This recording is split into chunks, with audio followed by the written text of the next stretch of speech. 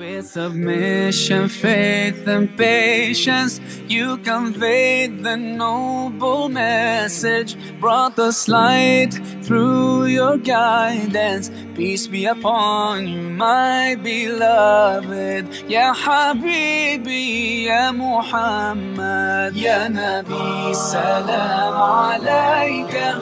Ya Rasul, salam alayka. يا حبيب سلام عليك صلوات الله عليك يا نبي سلام عليك يا رسول السلام عليكم ورحمة الله وبركاته.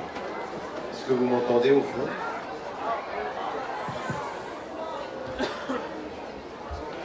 C'est-à-dire qu'entre le chant et ma voix, il y a une petite différence. Je vais reprendre sur le sujet qui est le nôtre.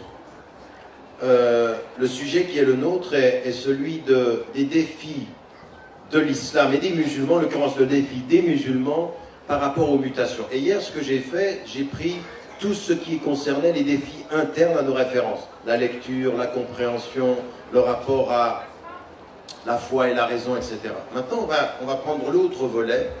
Et l'un des défis, ça va être le défi de la compréhension du monde en mutation. Que se passe-t-il dans ce monde que nous devions appréhender d'une façon plus approfondie, d'une façon plus complexe, parce que nous devons l'approfondir et nous devons l'appréhender tel qu'il est, pour être mieux équipés avec ce que nous croyons, pour répondre au monde tel qu'il est, et changer le monde tel qu'il est à la lumière de ce que nous croyons.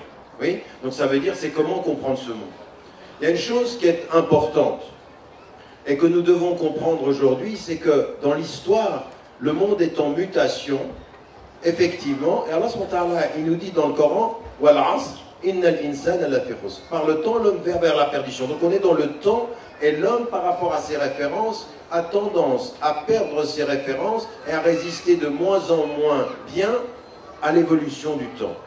Quand en plus, il perd, illa alladhina amanu, à l'exception de ceux qui croient et qui font ce qui est bien, qui croient en Dieu et qui croient en la vérité et qui font le bien. En l'occurrence, c'est une dimension ici de la résistance. On va vers la perte si et seulement si on résiste, on peut faire face à cette perte, on peut faire face à cette détérioration. On pourrait dire régression par opposition à progression dans l'histoire. La vraie progression, vous savez, il y a un poète qui s'appelle Baudelaire qui disait une chose tout à fait intéressante. Il avait une notion très très morale. Baudelaire est un de ceux qui disait, même si Dieu n'existait pas, il faudrait maintenir la religion. Il allait jusqu'à ce point-là en disant, dans la religion, il y a un sens moral, il y a une dimension d'éthique. Et donc lui, ce qu'il pense comme un humaniste, il était croyant en l'occurrence, mais il dit, même si... Vous voyez, c'est le contraire. Aujourd'hui, à notre époque moderne, on dit « enlevons la religion et gardions Dieu ». Lui, il dit « même si on enlève Dieu, gardons la religion ». Pourquoi? Parce qu'il dit « ça façonne la conscience éthique ». Et il dit « le progrès de l'homme n'est pas dans l'acquisition de la connaissance, mais dans l'application du bien ». Le progrès, c'est le bien, c'est pas le plus.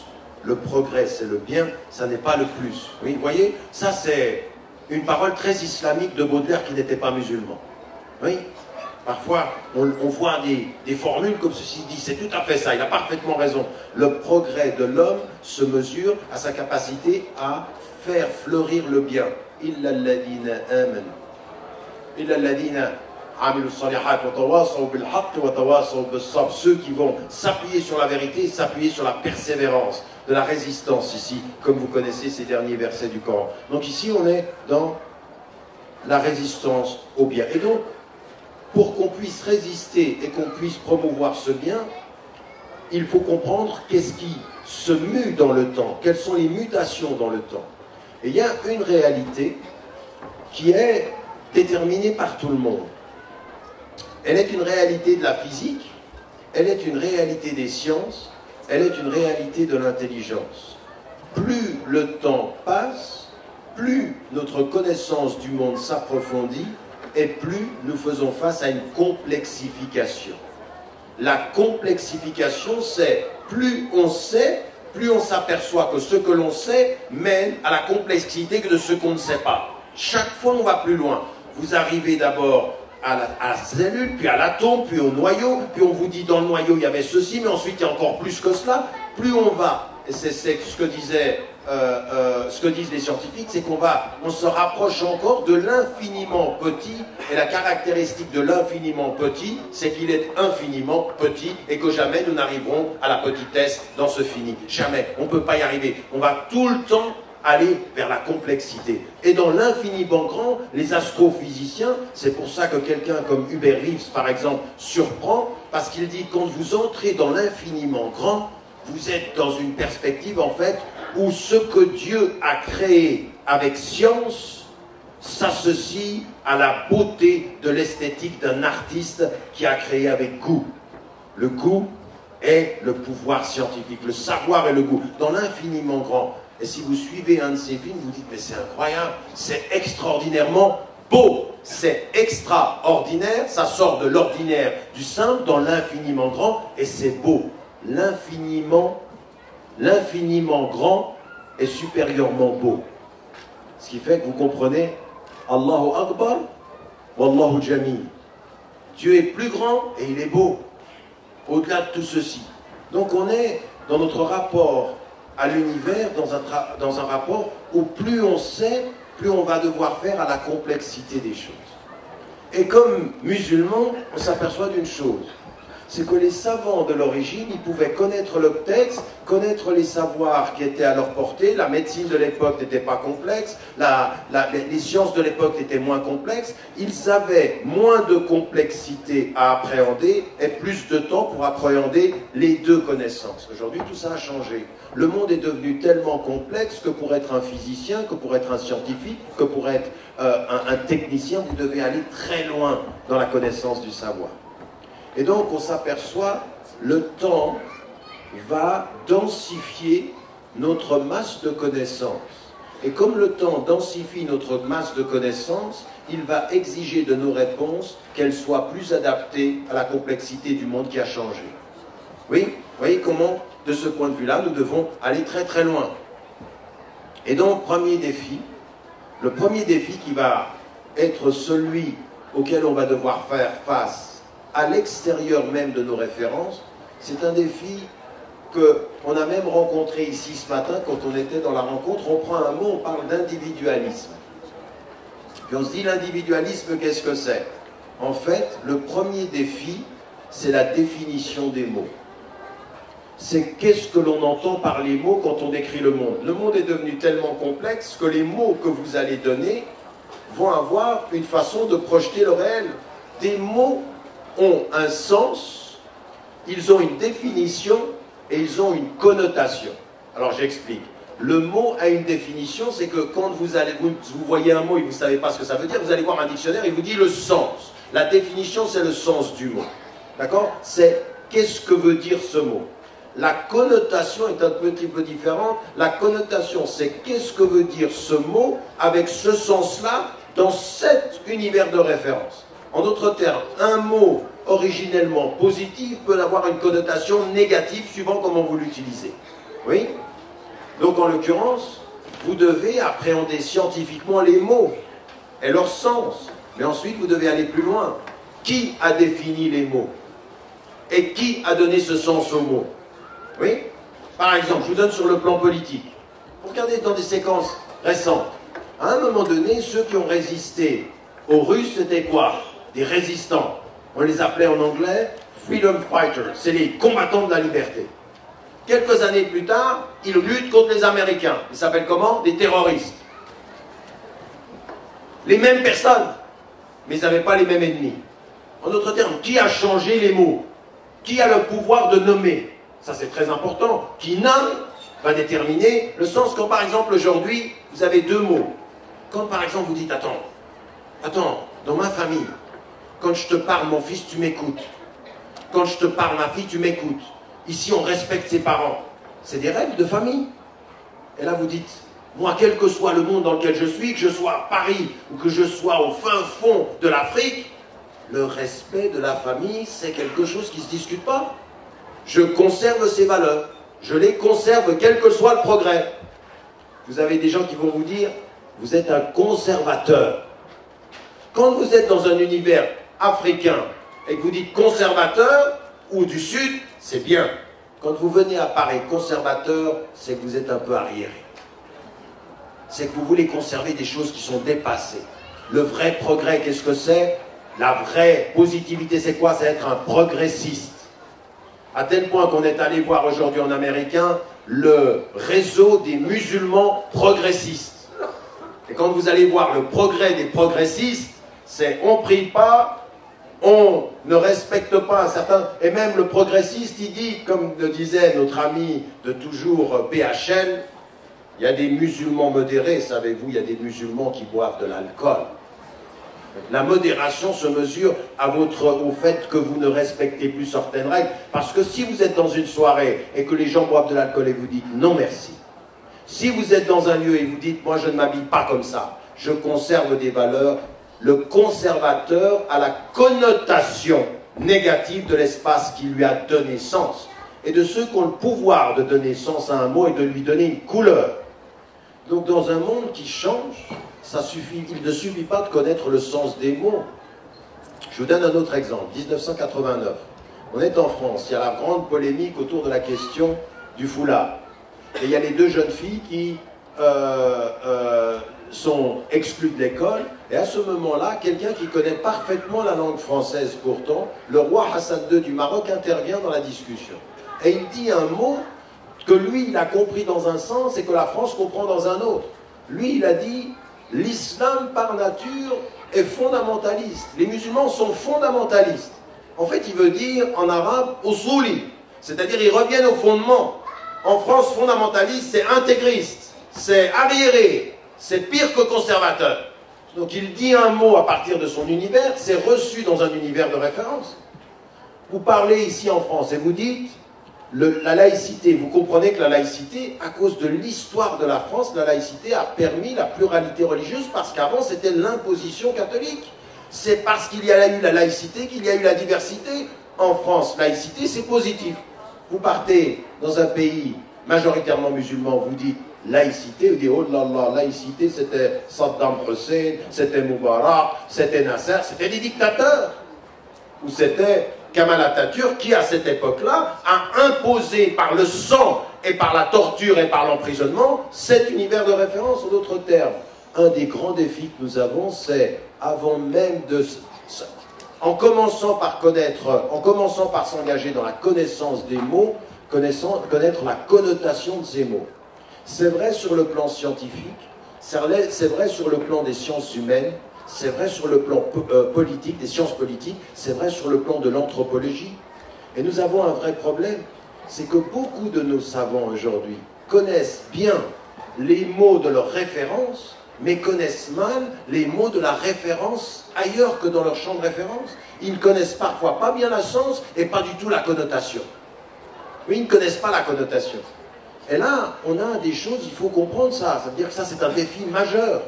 Dans l'ère de la communication, définir les mots et maîtriser la langue, c'est très important.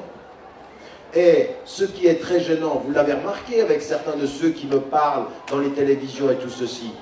Et c'est ce que me disait Edgar Morin dans le livre. À un moment donné, on parle dans le livre, il dit ce qui est tout à fait particulier, c'est que pour moi, j'avais l'impression à un moment donné de parler à un autre, mais en fait, cet autre parle le même langage que moi, c'est-à-dire que moi, je connais d'où il parle, parce que je viens de l'intérieur, je viens de la culture, on utilise les mêmes mots avec le même sens. Je lui transmets des connotations d'autres mots dans mon univers de référence, mais je connais les siennes. Et quand vous connaissez les mots et les connotations de votre univers de référence, si on a un doute sur votre appartenance, vous devenez dangereux. On dit, oh là là, ils comprennent de quoi on parle, ils utilisent les mêmes références. Quand l'autre parle la même langue, l'autre devient dangereux. Ou pas ça, c'est faux. Regardez comme je viens de faire une erreur. Quand celui qui est perçu comme autre parle la même langue, parce qu'en fait il n'est plus l'autre, il est d'ici. Donc à partir d'un certain moment, on a un grand défi. Et ça, c'est une chose que vous, dans votre langue, vous devez faire, mais que les savants doivent faire également. C'est pour ça que l'islam, les musulmans, en France, de France et pour la France, doivent développer des savants, produire des savants, développer des institutions de femmes et d'hommes qui sont des savants ici, pour ici, dans l'avenir qui est ici, avec la langue d'ici. Sinon, on ne s'en sortira pas. On ne peut pas continuer à avoir l'usage des mots ailleurs et parler ici, ça n'est pas audible, ça n'est pas compréhensible. Mais pas pour les autres, hein, pour vos propres enfants.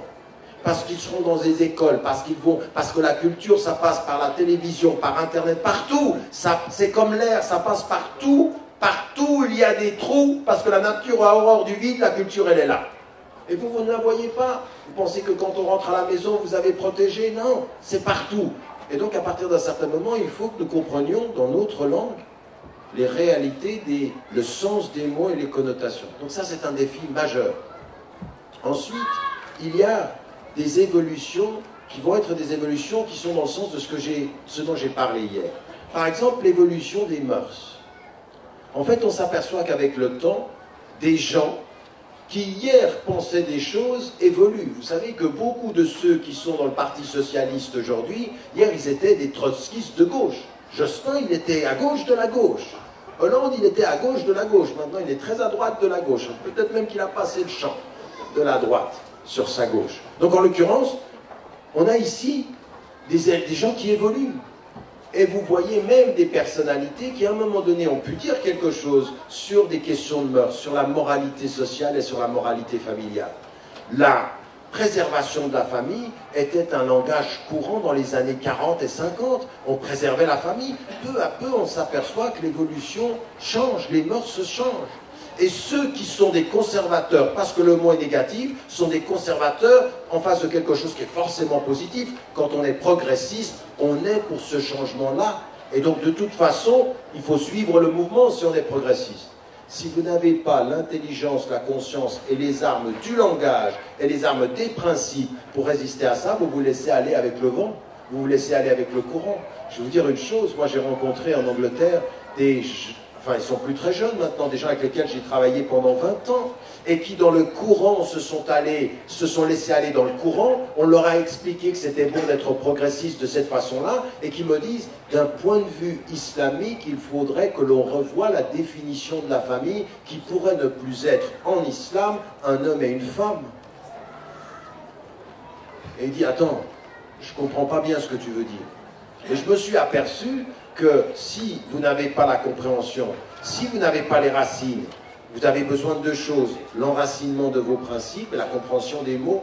À un moment donné, il faut aussi, nous, questionner la connotation des mots. Oui, je suis un conservateur. Vous savez pourquoi? Parce que je pense qu'aujourd'hui, dans le temps qui passe, il y a des choses qu'on doit conserver, et en particulier, j'aimerais vous poser une question, mais vous dites ça à n'importe qui, j'aimerais vous poser une question. Quand vous êtes avec votre enfant, votre fille ou votre garçon, est-ce que vous pensez qu'il n'y a pas à conserver les règles de l'autorité parentale et de l'accompagnement parental? Oui ou non? Oui, il faut mettre l'enfant au centre de l'école, mais si l'école tourne au centre de l'enfant, l'enfant il va vous tourner l'école dans du n'importe quoi. À un moment donné, les enfants ont besoin, et on le sait maintenant, des psychologues vous le disent, au plus haut niveau, dans le caractère le plus approfondi, les psychologues vous disent, un enfant dans sa formation a besoin d'une autorité qui le confronte. Il a besoin de quelqu'un qui lui dise non. Mais c'est des choses élémentaires, ça. C'est de dire par exemple à un enfant, non, quand je parle, tu te tais, tu m'écoutes. Quand tu parles, je t'écoute. On va se donner des règles de vie. Quand je te dis tu rentres à 6 heures, tu rentres à 6 heures. Mais vous savez ce que c'est ces règles? Nous on pense que c'est des règles qui enfreignent la liberté. Non, il y a des règles qui enfreignent de la liberté et il y a des règles qui sont des signes d'amour. Je veux ça pour ton bien parce que je t'aime, je t'attends, tu rentres. Ne commence pas à me dire la liberté, je fais ce que je veux. La réalité d'Internet, la réalité de la télévision, il y a de la maîtrise, il y a de la discipline. Il faut, oui, aujourd'hui c'est plus un terme à la mode la discipline. Nous, il faut qu'on connaisse nos références et il faut qu'on réussisse à dire attention, questionner les mots et leurs connotations, premier défi, et développer une vraie compréhension des principes qu'on veut conserver, même dans la réalité des mœurs. Et il faut faire attention. C'est là où il faut faire attention. Je vais prendre un exemple très précis qui vous concerne ici en France, parce que j'ai entendu n'importe quoi. Voilà par exemple un défi dans l'évolution des mœurs. Non, moi je ne vais pas dire par exemple, très clairement. L'islam, encore une fois, il faut le dire de façon universelle. Parce que les choses ont changé. On voit aujourd'hui, même parmi les prêtres ou parmi certains dans les religions diverses, qui commencent à changer dans l'air du temps. Parce qu'ils ont envie de... Mais on le sait ça. On le sait que dans toute tradition culturelle, dans toute tradition religieuse, il y en a qui ont toujours eu peur de ceux qui dominaient le débat. Donc ils s'alignent. On le sait ça. Mais nous, on n'a pas la mission de s'aligner. On a la mission de témoigner de choses qui sont essentielles pour nous. En disant, attendez, comme les hindous, comme la majorité des bouddhistes, dont le Dalai Lama, comme les juifs, comme les chrétiens, comme beaucoup d'athées, comme beaucoup d'agnostiques, nous pensons que l'homosexualité, c'est pas quelque chose de bien pour l'humanité. Ça ne correspond pas à notre vision de l'humain. Maintenant, on est dans un pays où il y a une liberté de conscience, j'ai le droit de le dire, et vous avez le devoir de m'entendre. J'ai le droit de dire ça. Et si vous m'enlevez la parole au lieu de la majorité qui domine le débat et qui dit « t'es un conservateur, nous sommes des progressistes », eh bien je vais leur montrer qu'avec beaucoup de calme et beaucoup de sérénité, les conservateurs expriment des principes qu'ils considèrent comme dignes. Voilà, nous sommes pour une certaine dignité. Ça ne veut pas dire que nous enlevons la dignité des autres, mais nous ne sommes pas d'accord avec ce qu'ils font et de la façon dont ils pensent. Voilà une attitude qui commence là à être celle qu'il faut avoir. Aujourd'hui, on voit le silence tue et le silence corrompt. Quand on ne parle plus, on va vers une espèce de corruption. Nos intelligences se corrompent. On ne dit plus les choses. On n'ose même plus dire ça à ses enfants. Et moi, je vais vous dire une chose. Quand j'ai eu ce problème sur ce que j'ai dit, par exemple, là-dessus, sur la question de l'homosexualité, en disant « je respecte la personne, je ne suis pas d'accord avec ce qu'elle fait », je l'exprime, je dis « non, je ne suis pas d'accord avec ça, mais je respecte la personne parce qu'Allah il me dit « le respect de la dignité des hommes vient avant leur activité, je ne réduis pas quelqu'un à ce qu'il fait, je respecte ce qu'il est, je ne suis pas d'accord avec ce qu'il fait ». D'accord? Ça, c'est ma position. Et j'avais énormément de gens qui, aux Pays-Bas, venaient vers moi me dire « en fait, votre position est majoritaire, mais les gens n'osent plus parler. Les gens n'osent plus dire. » Donc nous, on va le dire avec... nous, on pense ceci. Et si on doit voter des lois, ben on votera avec notre conscience, parce que la loi se vote avec sa conscience, elle ne se vote pas avec la majorité. On n'est pas des moutons. Nous ne sommes pas des moutons. Nous sommes des êtres de conscience. Et quand les moutons vont dans la fausse direction, nous, on allume l'alarme. On lance l'alarme. On dit, on n'est pas d'accord. Et on se fait respecter pour ça. Mais nous, ça c'est un des grands défis. Et vous comprenez bien une chose ici, c'est qu'il faut avoir une compréhension très très pointue du problème. Parce qu'énormément de jeunes qui vivent aujourd'hui et qui sont nés aujourd'hui, les principes que vous voulez conserver, ils ne les connaissent pas. Beaucoup de Français, vos concitoyens français sont nés dans des familles où on est dans la post-68, on ne connaît pas tout ça. Vous ne pouvez pas vous me les mettre tous dans le même paquet en disant vous êtes de toute façon tous des corrompus, vous n'acceptez... Non, on ne peut pas dire ça. Il faut comprendre d'où ils viennent. Il faut comprendre la normalisation. Parce que si on commence à dire, mais attendez, mais vous êtes tous des sauvages, vous n'avez plus de moi. Comme quand j'étais en Afrique, à Abidjan, je discutais avec l'archevêque d'Abidjan. Et l'archevêque d'Abidjan, il me dit, mais ils deviennent fous en Occident. C'est des sauvages. Il parlait de l'acceptation de l'homosexualité. Et moi qui viens de l'Occident, je dois lui dire, non, c'est moi qui défends. Il dit, non, c'est pas des sauvages. Il y a une évolution qui fait que la jeunesse commence à accepter, qu'elle voit les choses se normaliser. Raison pour laquelle un des grands défis, ne jamais laisser l'immoralité pour ce qui nous concerne, ou l'erreur, ou l'injustice, ou se normaliser. Ne laissons jamais se normaliser la torture, ne laissons jamais se normaliser des discours qui vont à l'encontre de nos valeurs. Nous les critiquons avec dignité et avec sagesse sur la vue longue. Parce que nous sommes témoins de ces valeurs. Donc ça, c'est un autre défi quand les mœurs évoluent d'une certaine façon. Et là, c'est là où il faut être sage. Malheureusement, on est embarqué dans avec des gens qui parfois ont bien compris que nous avons des valeurs et ils vont nous utiliser un jour et ils vont nous jeter un autre jour. Et le problème que beaucoup des acteurs en France, ils ne lisent pas suffisamment, ils n'étudient pas suffisamment, ils suivent le mouvement. À partir du moment où on leur dit, là il y a du haram qui est en train, ils vont, non attendez, il faut vraiment qu'on étudie les choses. Par exemple, je vous donne un exemple de... il y a sur Internet quelqu'un qui, semble-t-il, fait des vidéos. Il a l'air de tellement m'aimer qu'il fait régulièrement des vidéos pour déconstruire mon discours. Quand vous l'écoutez, il me dit, mais c'est incroyable le niveau auquel on parvient. Parce que, par exemple, en anglais, l'étude de la question de la femme et de l'homme s'appelle Gender Studies. Lui, il lit ça, il dit, ah, ceux qui étudient ça, ça veut dire qu'ils sont pour la théorie du genre. Non, ça, c'est le domaine des sciences. Oui, c'est comme si vous disiez de quelqu'un qui étudie le cancer, et dire, il est pour le cancer. Il dit, mais attends. Il est pour le cancer, toi, t'es médecin, t'étudies le cancer, t'es un spécialiste du cancer, ça veut dire, tu comprends comment ça fonctionne. Gender Studies, c'est étudier comment ça fonctionne. Ça ne veut pas dire qu'on est pour. Ça c'est le premier élément. Deuxième élément, c'est que ce que vous avez à faire, et ça c'est votre responsabilité, l'un des grands défis, quand on a une pression comme ça, parce que le temps passe, les mœurs se changent, on sent que nos enfants, c'est difficile à les tenir à l'école, que des choses sont normalisées, qu'ils voient des choses qui sont difficiles. C'est difficile. Hier, il y a des choses que nos enfants ne comprenaient qu'à 17, 18 ans, maintenant ils ont accès à 10 ans. Je veux dire, je sais pas, on est à un degré aujourd'hui où un jeune de 8 ans, la réalité du chiffre, c'est 37% des jeunes qui atteignent 12 ans ont déjà vu des images de type pornographique. Ah ben voilà où on en est. Ça, c'était pas comme ça il y a 50 ans, c'était pas comme ça il y a 30 ans. Alors après, comment vous faites? Vous faites quoi? Vous dites, vous allez tout boucler? Vous allez comprendre qu'il faut aujourd'hui comprendre que les défis par rapport à l'éducation commencent très très tôt.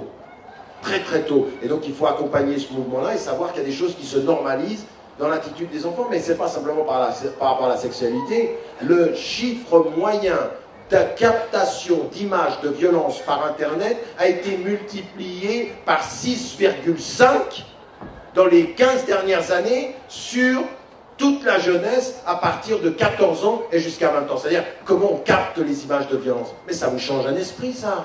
Quand la violence s'insère dans votre intelligence, qu'elle a été normalisée, eh bien, comment est-ce que vous allez pouvoir vivre ça? C'est vrai dans la violence dans la vie quotidienne, et c'est vrai dans la violence guerrière. Parce que nous, on ne se rend pas compte, mais toutes ces images qui viennent de tous ces pays, qui sont dans l'instantané, par Internet, vous avez des images aujourd'hui qui circulent sur Internet, où il y a des gens qui coupent la tête de personnes, et c'est sur Internet, et des jeunes voient ça. Donc comment le mental? Donc nous, on a un vrai problème ici, il faut accéder à ça. Donc j'ajoute le défi, par exemple, dans les débats sociaux. Quand par exemple on en vient à la question du genre, et que je vois des musulmanes et des musulmans, d'abord ils n'ont pas compris ce que c'était que la question du genre. L'étude de la question de la femme et de l'homme dans un contexte d'individu et dans un contexte de société, qui tiennent à deux choses, l'anthropologie et l'étude du genre et la sociologie. C'est trois sciences à la fois. À partir d'un certain moment, il faut étudier. Mais il ne faut comment pas commencer à dire des choses qui sont contre notre religion. Au point qu'on est d'accord avec des gens qui disent des choses contre la théorie, mais qui n'ont pas compris ce que nous disons en tant que musulmans. Parce que ce que nous disons en tant que musulmans, c'est deux choses. En fait, en islam, il y a effectivement quelque chose qui dit que devant Dieu, un homme et une femme sont égaux, mais qu'en biologie et en sexualité et en constitution, un homme n'est pas une femme. Ils sont égaux, mais pas similaires. Ça tient de l'essence. C'est ce qu'on appelle en anglais le sexe versus le genre. Le genre se construit et le sexe vient avec la naissance. Donc on est femme et on est homme. Contrairement à ce que dit Simone de Beauvoir, oui, on est femme, oui, on est homme, dans certaines dispositions biologiques et constitutionnelles. Donc il y a une essence. Est-ce qu'on dit que ça en tant que musulman? Mais non. En tant que musulman, ce qu'on dit, ceux qui sont de la théorie du genre, qui disent c'est construit socialement, n'ont pas complètement tort. Et en islam, on l'a reconnu depuis l'origine de la législation islamique en disant, quand on aborde la question des hommes et des femmes, on regarde la question culturelle et le urf. Pourquoi? Parce que le urf a un impact sur la relation interpersonnelle et sur le rôle des femmes et des hommes. En d'autres termes, l'islam dit, à mi-chemin des deux théories, il y a quelque chose qui est de l'essence et de la Constitution, et il y a quelque chose qui est de l'histoire, de la culture et de la construction. Pourquoi il faut savoir ça? Parce que ceux qui vont venir chaque 100 ans nous permettre de relire les textes doivent comprendre, quand on parle de la femme, ce qui vient de la culture et ce qui vient des textes. Pourquoi? Parce qu'il se pourrait que ce qui vient de la culture discrimine les femmes, alors que ce qui vient du texte libérait les femmes à l'origine. Ah, mais c'est plus compliqué que ce qu'on dit. On dit, oh, la théorie du genre, jetez-moi tout ça. Mais non, on ne jette pas tout. Nous, on n'est pas des gens qui jetons tout. On étudie et on sélectionne. Il y a des choses justes dans la théorie de ceux qui ont produit. Oui, le genre est une construction, et ça on le sait. Vous allez aujourd'hui dans des pays africains, vous voyez bien l'impact culturel de la construction du rôle féminin. Bien sûr qu'on le voit, ceci. Et donc on dirait non, il n'y a rien de tout ça. Mais bien sûr qu'il y a. Le culturel est constitutif de l'appropriation des rôles. Donc on a ceci. Maintenant, est-ce qu'on va utiliser cette théorie pour dire il n'y a pas de différence entre un homme et une femme, tu fais comme tu veux d'abord, tu nais peut-être sexuellement homme, tu vas finir femme, tu nais femme. Non, on dit non, non, non, oh là là, non. On soit clair là-dessus. Si on ne commence pas à jouer avec ça, on considère que les deux théories doivent être appréhendées et qu'on ne jette pas tout et qu'on essaye d'étudier. Et dans le débat qui est ici, je vais vous dire une chose, cette position-là va vous faire trouver dans le débat français énormément de gens qui vont écouter et se dire « Ah, les musulmans, ils n'ont pas cette théorie, tout ce qui est de la construction sociale. » Parce que notre tradition, elle est légale d'abord. L'islam a travaillé d'abord avec le réel. Donc on va étudier maintenant. Quelle est la meilleure attitude par rapport à ceux qui, dans les écoles, sont en train d'enseigner qu'il y a une indistinction, une non-distinction? Alors là, on étudie les textes et on commence à aborder des choses un peu scientifiques. Est-ce qu'on apporte une réflexion à ça? On ne commence pas à dire, vous enseignez ça à nos enfants, on les prend, et puis on va vous montrer qu'on n'est pas d'accord. Depuis quand on résiste à des programmes d'enseignement en enlevant les enfants de l'école? Depuis quand on promeut plus d'ignorance ou qu'on promeut un boycott de cette façon-là? Ça ne va rien changer du tout. Au contraire, la connotation qui va venir sur les personnes qui font ceci, c'est qu'ils promeuvent la séparation, l'exclusion et la non-compréhension. Ils ne sont pas partis du débat, ils s'auto-excluent. Et il y en a qui sont tellement compréhensifs. Oui, c'est ce qu'on veut, on s'auto-exclut parce que vous nous avez déjà exclus. Non, on prendra le bon et on fera ce que nous avons à faire à partir de nos références. Donc vous comprenez, ça veut dire quoi? Ça veut dire que dans l'évolution des mœurs, il ne faut pas simplement répondre aux sirènes du débat médiatique. Il faut un débat scientifique, il faut un débat posé, il faut un débat de fond, il faut étudier, prendre son temps, considérer les différentes opinions. Et vous verrez qu'il y a énormément de choses qui sont plus nuancées que ce blanc et noir. Certains veulent vous faire tomber dans le blanc et noir parce qu'ils l'utilisent contre vous après coup. Ils disent, on vous avait dit, ils sont non seulement conservateurs, mais ils sont radicaux dans leur conservatisme. Ils sont radicaux dans leur façon de réagir. Et nous, c'est ça, moi, mon problème avec ce qui s'est passé en France, c'est de dire, je ne suis pas d'accord avec ça. Mais certains ont dit, parce que je ne suis pas d'accord avec la méthode, c'est que je suis pour la théorie du genre. Mais vous êtes sourds? Ou alors de dire « Ah, c'est pas clair ». Parce que pour eux, clair, c'est de tout jeter. Non, je suis désolé. La sagesse ne se jette, c'est de ne pas tout jeter, c'est de tout étudier et de sélectionner. Voilà ce que est un des défis. Et pour vous, aujourd'hui, en tant que femmes et hommes, musulmanes et musulmans vivant en France, un des défis face à la mutation des mœurs, au changement des mœurs, c'est de faire ce travail-là, de comprendre que dans les sciences contemporaines, dans la psychologie, mais je ne sais pas si vous avez déjà lu un livre de neurosciences. Je vais vous dire une chose, moi j'ai travaillé sur les neurosciences, et il y avait un livre qui s'appuyait là-dessus, qui s'appelait l'intelligence émotionnelle, et puis il y a eu ensuite tout ce qui a été le produit, en l'occurrence de Mayeux, qui est un professeur américain qui avait travaillé là-dessus. Et en lisant les ouvrages de neurosciences sur comment fonctionne le cerveau, ils mettent en évidence que le cerveau féminin ne fonctionne pas comme le cerveau masculin. Et dans certaines des découvertes qu'ils font, je suis revenu avec ces découvertes, je suis revenu vers le Coran et je dis maintenant je comprends mieux certains versets. Et dans ce qu'on a découvert aujourd'hui, ça remettait en cause certaines interprétations des anciens savants parce qu'ils n'avaient pas les connaissances scientifiques. Donc, mais attendez, il faut étudier un peu. On n'est pas là dans un espèce de débat à la petite semaine, on est contre la France, ils sont... Non, on est dans un débat sérieux. Et il y a des gens qui ont développé des sciences sur lesquelles on doit s'appuyer pour développer. Le deuxième défi, c'est celui justement, dans l'évolution des mœurs, de ne pas réagir émotivement, mais de s'armer, de savoir. Et ça, c'est le troisième défi sur lequel j'aimerais terminer mon intervention. C'est celui de notre rapport au savoir et de faire attention à une chose. Vous savez, il y a quelque chose... J'avais eu une discussion un jour avec Régis Debray.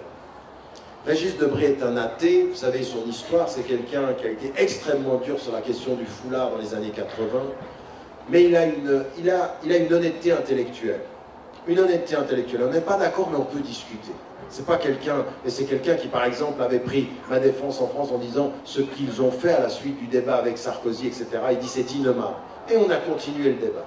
Et il me disait un jour, il y a quelque chose de tout à fait singulier dans l'islam, c'est que c'est une religion qui est englobante, qui touche à tout. Il dit par opposition au christianisme qui fait la différence entre l'État et la religion, la vie d'ici-bas, le temporel et le spirituel. Et en fait, moi je lui disais, en fait, si on étudie bien le judaïsme et si on étudie bien le christianisme, c'est pas vrai. Le christianisme et le judaïsme touchent à tout, les chrétiens ne sont pas chrétiens le dimanche et ils sont avec je sais pas qui le lundi. Ils sont tout le temps dans une, je veux dire, l'amour de Dieu, la solidarité, c'est tout le temps. Donc si on va jusqu'au bout, maintenant, la structure religieuse, la structure cléricale a séparé les pouvoirs. Mais la vie du chrétien, elle est englobante. Et en fait, ce qui est très très important dans ce que nous devons comprendre, c'est que nous disons que notre islam, on reste musulman partout où on va avec notre conscience. Quand on est au travail, il faut être honnête, il faut servir, il faut être généreux, on a une éthique de vie. On sait que Allah, il est avec nous partout où on est. Le niveau supérieur de la foi, que tu adores Dieu comme si tu le voyais, non pas parce qu'il voit tes erreurs, mais parce qu'il est accompagné avec toi tout le temps, tu dois être là, tu dois faire le bien partout où tu es. Donc nous, on a cette dimension-là. Ce qui est très important et qu'on s'aperçoit aujourd'hui avec la complexification des sciences, on s'aperçoit d'une chose, et ça c'est dans le débat que j'ai eu avec... Parce que vous savez, un de ceux qui a produit la théorie de la complexité s'appelle Edgar Morin, celui avec qui j'ai fait le livre. Il est connu pour ça. C'est pour ça que je vous convie à le lire. Parce qu'il dit des choses intéressantes. Et là, ce qu'il dit, il dit une chose très importante. À mesure qu'on est allé vers la complexification des sciences, qu'on a eu des gens qui se sont spécialisés dans diverses sciences, on a développé une fragmentation des sciences. Et en fait, on s'est aperçu que dans la fragmentation des sciences, plus on fragmente, moins on est cohérent. Et plus on est incohérent, plus on détruit. En d'autres termes, l'économie au bout va détruire, les sciences non connectées aux autres vont détruire, et en fait, vous comprenez une chose, c'est que c'est pas l'islam qui projette sur le monde le fait que tout est connecté. C'est le monde qui impose à notre compréhension le fait que tout est connecté. C'est le contraire.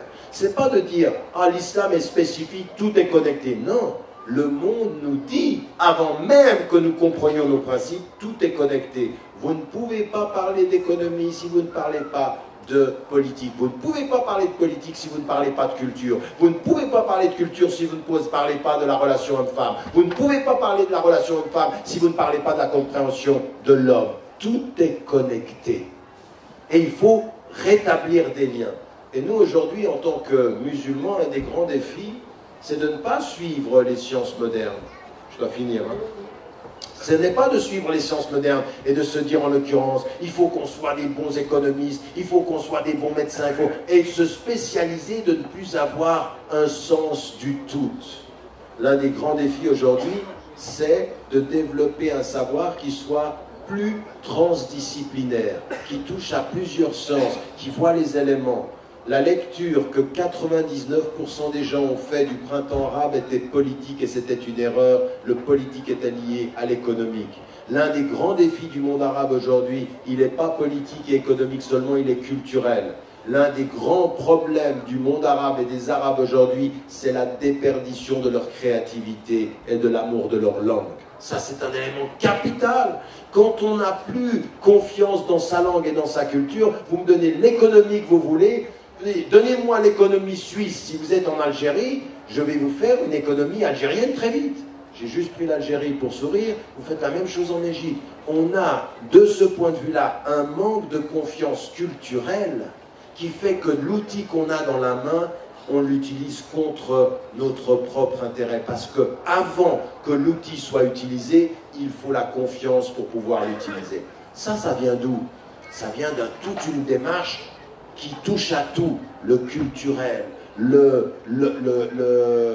l'économique, le politique, le social. Et là, nous, aujourd'hui, malheureusement, même avec vous qui êtes formés au plus haut point de l'expression de l'enseignement moderne en France, dans les universités ou dans les écoles, qui êtes des travailleurs ou qui êtes des chercheurs, eh bien on s'aperçoit que nous nous sommes tombés dans le piège de la sectorisation et de la fragmentation des savoirs. Et qu'un de nos grands défis en tant que musulmans, c'est la réconciliation des savoirs. C'est amener en France la diversité de vos compétences linguistiques, de vos diversités intellectuelles.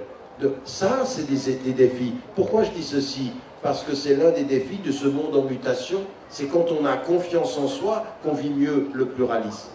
C'est quand on a confiance en soi qu'on vit mieux ces défis contemporains et qu'on développe une relation interdisciplinaire, transdisciplinaire. Un grand défi aujourd'hui, malheureusement, à vouloir entrer en compétition scientifique avec les sciences modernes, la conscience musulmane fait exactement la même chose, elle produit la fragmentation des savoirs. Nous avons été colonisés par la fragmentation des savoirs. On n'arrête pas de dire, en islam on touche à tout, mais on est divisé sur tout. On est fragmenté sur tout. Nous-mêmes, on a une vie de schizophrène. Nous-mêmes, on a une vie de schizophrène. Les éléments ne sont pas... On manque de cohérence confiante. De cohérence confiante. Et ça, c'est un des grands défis. Donc vous voyez, je termine, c'est ma conclusion, entre ce que j'ai dit hier, qui sont les défis internes, et les défis maintenant linguistiques, les défis de l'évolution des sociétés, auxquels il faut résister avec du savoir, et le défi des sciences et des technologies, là, on a un défi fondamental, 4 espaces de défis fondamentaux, 4 sphères, 4 chantiers importants. Et il y en a un que j'aimerais ajouter, parce qu'il est tellement évident, vous le retrouvez dans les ouvrages sur lesquels je me suis arrêté, on en parle également, j'en parle dans La Réforme radicale, on en parle avec Edgar Morin, c'est la question des finalités. Dans tout ce que nous faisons, où que nous soyons, nous nous posons la question des finalités, des objectifs de l'action. Pourquoi nous faisons ceci? Dans quel domaine nous le faisons et pourquoi nous nous y engageons? Réconcilier les sociétés les plus industrialisées comme les sociétés les plus pauvres à la question des finalités, des objectifs. Qu'est-ce que nous essayons d'avoir? Vous apercevez ici qu'on est en face de défis qui sont extrêmement importants et qui sont très profonds. Et c'est là où je me tourne vers vous. Quel est l'intérêt d'étudier ça et d'en parler ici? Quand on vous voit, vous êtes, pour la très grande majorité d'entre vous, des gens dont on pourrait dire qu'ils sont des musulmanes et des musulmans ordinaires. Oui? Vous êtes normaux, pour utiliser un mot de votre président. Vous êtes des citoyens, des musulmans normaux. Et pourtant, la musulmane et le musulman qui sont normaux, ils ont une responsabilité. Et cette responsabilité, elle est celle-ci. La première des choses, c'est que vous devez parler français en connaissant le sens des mots et en appréhendant la connotation des mots. La deuxième des choses que vous devez connaître aujourd'hui, c'est comment évoluent les mœurs et savoir comment se situe le débat avec la connaissance, en charpentant une connaissance, en lisant, en écoutant les gens. Écoutez ce que disent les gens, même et surtout des gens qui ne sont pas de votre tradition. Comprenez comment ils comprennent, comprenez comment ils structurent leurs pensées, comprenez ce qu'ils disent, et vous, faites-vous une opinion en construisant une pensée à la lumière de la terminologie d'ici, dans les connotations d'ici, aux oreilles d'ici et à l'intelligence d'ici. Ici, là où vous êtes. Troisième des choses, développer des champs de connaissances qui soient transversaux. Ne vous arrêtez pas à une spécialisation qui vous rend dangereux. Dangereux, parce que vous devenez tellement spécialisé que quelqu'un peut utiliser votre spécialisation et l'utiliser contre vous. Souvenez-vous toujours de cette conscience d'Einstein, qui à un moment donné, après qu'il ait développé tout ce qui va être à la source de la bombe nucléaire, s'arrête et dit « Si j'avais su », je ne serais pas allé au bout de cette connaissance-là. Pourquoi? Parce qu'il était tellement spécialisé qu'il a produit l'élément qui a été instrumentalisé pour tuer. Lui, il ne pensait pas à tuer, mais d'autres tuent avec ce que lui pensait être une découverte scientifique. Donc il faut de ce point de vue-là, quand on est dans le domaine médical, quand vous êtes dans le domaine médical, quand vous êtes dans le domaine pharmaceutique, quand vous êtes dans le domaine bancaire, quand vous êtes dans le domaine de la voiture, quand vous êtes dans tous ces domaines, la transdisciplinarité, une vision plus globale et quels sont les objectifs. Et que Dieu vous aide, Inch'Allah. Salam alaikum wa rahmatullah.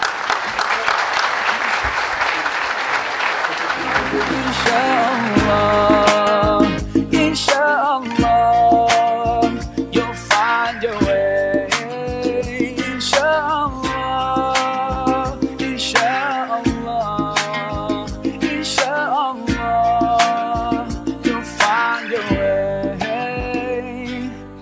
Every time you commit one more mistake, you feel you can't repent and that it's way too late.